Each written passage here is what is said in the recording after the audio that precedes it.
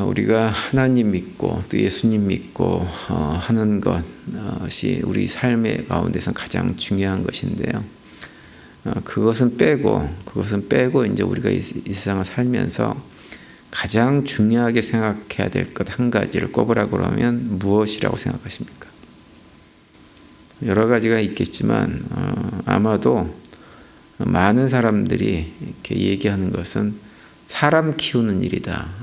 이걸 얘기를 많이 할 거예요. 예전에 제가 뉴욕에 이제 처음 목사 안수 받고 얼마 안 돼서 부목사로 이렇게 사역을 할 때 뉴욕에서 뭐가 있었냐면 국제 양궁 대회가 열렸어요. 세계 선수권 대회였던 것 같은데요. 그때 이제 한국 양궁 국가대표 선수들이 뉴욕에 와서 경기를 하다가 그때 무슨 일 때문에 오게 됐는지 잘 기억이 안 나요. 그런데 제가 섬기던 교회에 방문을 했어요. 그래가지고 이제 함께 그 식사를 교회에서 제공해가지고 식사를 먹이고 뭐 이런 일들이 좀 있었는데요. 그때 이제 제가 이제 식사를 하면서 마침 그 옆에 그 대표단 단장이 제 옆에 앉아서 식사를 하고 있어가지고 제가 여러 가지 물었습니다. 도대체 우리 한국이 이렇게 오랫동안 그 세계 양궁에서 세계 정상 자리를 지키는 이유가 무엇이냐, 또 우리나라 선수들이 유독 잘하게 된 이유가 무엇이냐, 이런 것들을 물었습니다. 그랬더니 제 옆에 있던 단장님이 그때 어떤 얘기를 해주셨냐면 몇 가지 얘기하셨는데 그 중에서 제가 이제 가장 공감되었던 부분은 뭐였냐면 한국에는 좋은 양궁 지도자들이 많다고 하는 거예요. 당시만 해도 바로 옆에 있는 일본 같은 데는 양궁 지도자가 아예 없대요. 그런데 한국은 거기에 비해서 양궁 지도자 중에서 좋은 사람들이 참 많아가지고 좋은 지도자 밑에서 배운 선수들이 양궁 그렇게 잘한다고 그런 얘기를 한 적이 있었습니다. 그때 그분 얘기를 듣고서 생각한 것이 뭐냐면 사람을 키우고 지도자를 키우는 일이 이렇게 중요하구나라는 생각을 했었는데요. 실제로 최근에 보면 이제 이번에 올림픽도 열렸지만 그 한국 양궁을 대적해가지고 우승을 다툴 만한 국가들을 보면 대부분이 다 한국 지도자들이 대표팀 감독으로 가 있는 경우가 거의 대부분입니다. 그러니까 우승을 다툴 만한 실력을 가진 대부분 나라들이 다 그래요. 한국 그 코치나 이런 사람들을 쓰지 않는 나라들은 한국하고 전혀 게임이 되지 않습니다. 심지어는 바로 옆에 일본이나 중국 같은 경우도 그 나라 코치가 누구냐면 다 한국 사람들입니다. 우리 한국은 일꾼들을 양육하는 걸 참 잘하는 나라인 것 같아요. 그래서 스포츠뿐만 아니라 사실은 사회 많은 분야에서 좋은 일꾼들을 많이 잘 양육을 했습니다. 그래서 사실은 한국이란 나라가 20세기 초만 해도 그 식민지 국가로 전락해서 6.25 전쟁을 겪으면서 전 세계에서 가장 못 사는 나라 중에 하나가 한국이었어요. 지금의 뭐 필리핀이나 동남아시아 이런 나라들보다 더 못 살았던 나라가 한국입니다. 그런데 불과 100년이 되지 않아가지고 지금 한국은 세계 경제 10등 안에 들어가는 그런 나라가 되어져 있죠. 근데 이렇게 된 원인이 무엇이냐? 우리 한국 사람들은 특별히 교육에 대한 열정이 아주 뜨겁습니다. 가르치고 훈련시켜서 사람을 키우는 것이 가장 우선된다라는 생각을 온 국민들이 하고 있다고 해도 과언이 아니고, 그러다 보니까 사람을 키울 뿐만 아니라 본인들도 열심히 뭔가 배우려고 해가지고 국민들의 민도 자체가 전 세계 어느 나라보다 높은 나라가 한국입니다. 그래서 이제 그런 걸 보면 이게 사람을 키우는 일이 굉장히 중요하기 때문에 사실은 신앙생활을 할 때에도 동일하게 연결이 되는 것 같아요. 한국교회 역사도 사실은 세계 기독교 역사에서 보기가 드문 어떤 경우라고 볼 수가 있죠. 그래서 정말 많은 좋은 일꾼들이 양육이 돼서 한국교회가 지금은 전 세계에서 가장 많은 선교사들을 배출하는 나라가 되어져 있죠. 그래서 성경을 봐도 사실은 하나님의 관심은 무엇에 있냐면 사람을 세우는 일에 있습니다.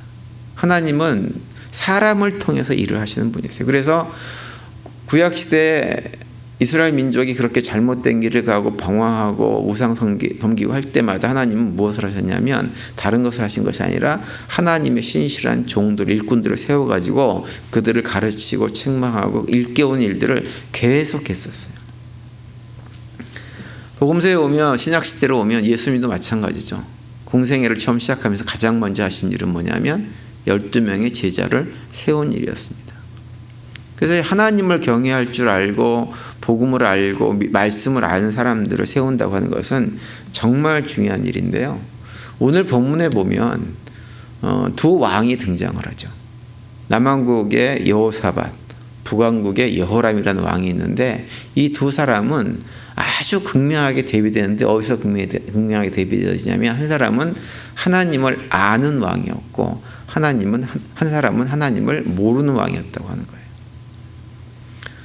거예요. 오늘 본문의 내용은 북왕국 이스라엘을 배반한 모압이라고 하는 나라를 징벌하기 위해서 남왕국 유다 왕과 그 암몬 지역의 왕이 함께 연합군으로 형성해가지고 모압을 갖다가 징벌하기 위한 전쟁을 하러 가는 그런 내용이 기록되어져 있는 장입니다. 그런데 이제 그 징벌하러 가다가 자신들이 가지고 있던 식수가 점점 떨어져가지고 가축한테 먹일 물조차도 없는 상황이 만들어졌어요. 굉장히 큰 위기죠. 물이라고 하는 것은 뭐 단 3일만 없어도 기갈돼 가지고는 목숨을 잃을 수 있는 그런 상황이기 때문에 굉장히 커다란 위기를 만납니다. 그런데 그 동일한 상황 속에서 두 나라 왕, 북왕국 여호람이라고 하는 왕과 남왕국 여호사밧 왕이 보이는 반응이 완전히 다른 모습을 보입니다. 타락한 신앙을 가졌던 하나님을 제대로 믿지 않았던 여호람은 10절에서 이렇게 언급을 하고 있어요. 이스라엘 왕이 가로되 슬프다. 여호와께서 이 세 왕을 불러 모아 모압의 손에 붙이려 하시는도다. 이렇게 얘기하고 있어요. 하나님께서 자신들을 망하도록 불러 모았다고 하는 거예요. 그러니까 그 마음속에 하나님에 대한 원망과 좌절감들이 그 마음속에 생긴 거예요. 만약에 여호람 왕이 고백했던 것처럼 이런 마음이 연합군 전체에게 퍼졌다고 한다면 아마 그 연합군은 전쟁에서 결코 이기지 못했을 거예요. 그런데 그 순간에 남왕국 유다의 여호사밧 왕이 여호람과는 완전히 다른 반응을 보입니다. 여호사밧이 했던 건 뭐냐면 하나님의 사람을 찾아라 이거예요. 하나님의 사람을 찾아서 그에게 하나님의 뜻을 물어보자. 그냥 우리가 이 땅에 여기 있으면서 하나님께서 우리를 망하게 하려고 불러냈다라고 얘기하지 말고 하나님의 사람을 찾아서 그에게 물어보자 이렇게 얘기합니다. 그래서 결국은 누굴 만나나요? 엘리사를 만나게 되어집니다. 11절에 보시면 여호사밧이 가로되 우리가 여호와께 물을 만한 여호와의 선지자가 여기 없느냐? 이스라엘 왕의 신복 중에 한 사람이 대답하여 가로되 전에 엘리야의 손에 물을 붓던 사밧의 아들 엘리사가 여기 있나이다라고 기록합니다. 그래서 오늘 보면 11절 이하에 보면 하나님께서 엘리사를 갖다가 이제 그 자리에 오게 만들어주고 엘리사가 여호사밧의 얼굴을 봐서 북왕국 이스라엘과 남왕국 유다의 연합군을 갖다가 도와주시고 결국은 물을 얻게 되어져서 이 전쟁에서 승리하는 것으로 결론이 나게 되어지죠.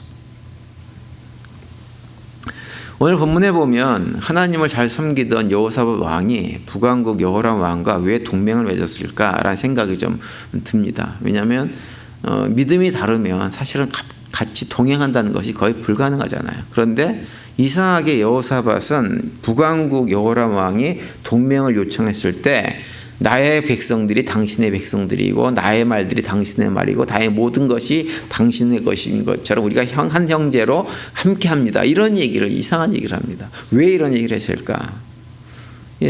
주석 같은 데 보면 어떤 언급을 하고 있냐면 당시 남과 북이 이렇게 갈라진 이후에 남왕국은 2개의 지파만 모여 있었고 북왕국은 10개의 지파가 모여 있다 보니까 그 모든 경제 규모가 북왕국이 훨씬 더 컸다고 하는 거예요. 남왕국은 규모가 작아서 경제적으로나 모든 면에서 북왕국과 비교할 수 없을 만큼 가난한 상태에 있었고 군사적으로도 북왕국이 굉장히 강했다고 합니다. 그러다 보니까 이 남왕국의 여호사밧 왕이 북왕국의 여호람 왕의 요청을 갖다가 거절할 수가 없었다. 이렇게 설명을 합니다. 우리가 이 생을 살아가다 보면 그런 경우가 있어요.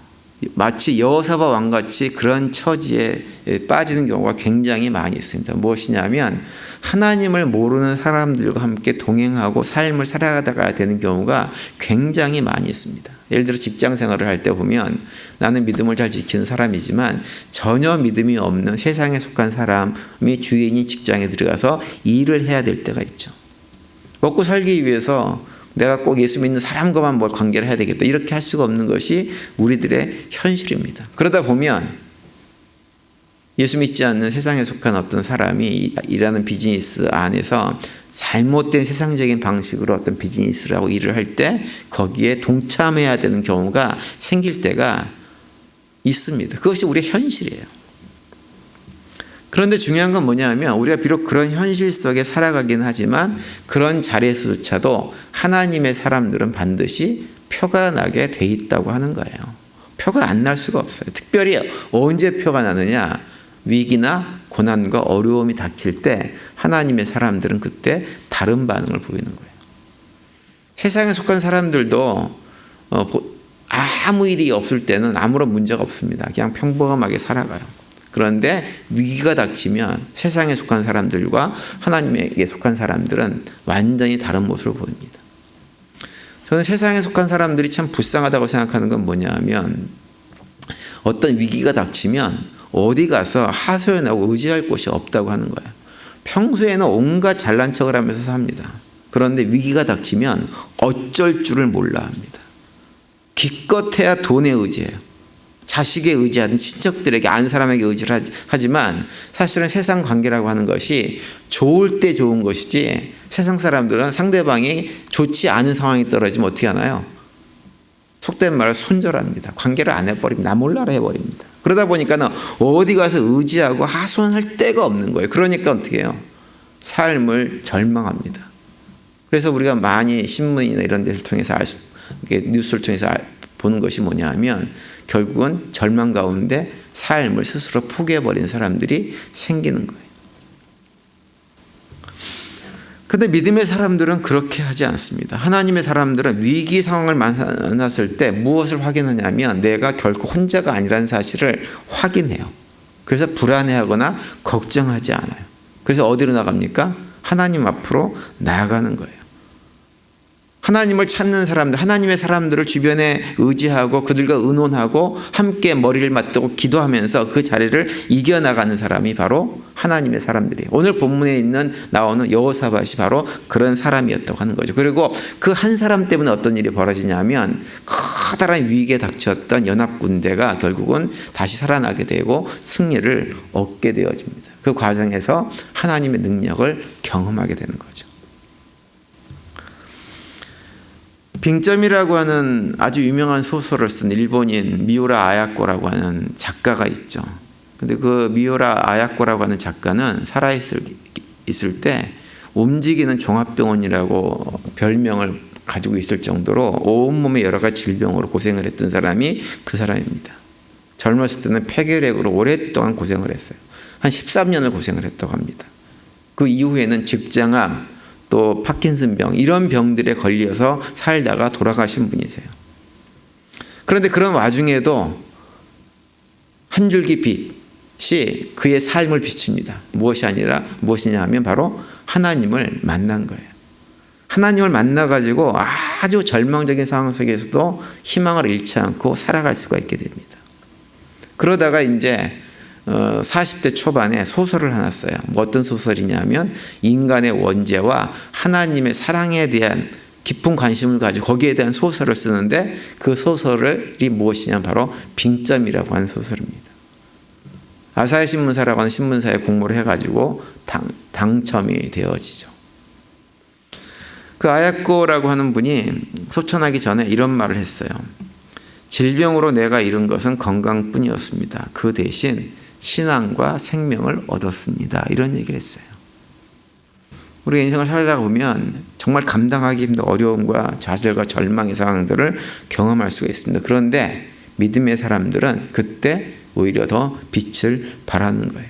하나님의 능력을 체험하고 나와 내 가족과 주변에 있는 모든 사람들에게조차도 선한 영향력을 끼쳐서 그들을 함께 살려내는 일을 하는 사람들이 누구냐? 바로 믿음의 사람들입니다. 오늘 하루 지내시면서 그런 믿음의 고백 가운데 승리하시고 주변에 선한 영향을 끼치면서 나 혼자뿐만 아니라 주변 모든 사람들도 주님께 주시는 평강을 누리며 살아갈 수 있도록 인도하는 일에 귀하게 쓰임받는 복된 삶을 살아내는 우리 모두가 되시기를 간절히 축원드립니다.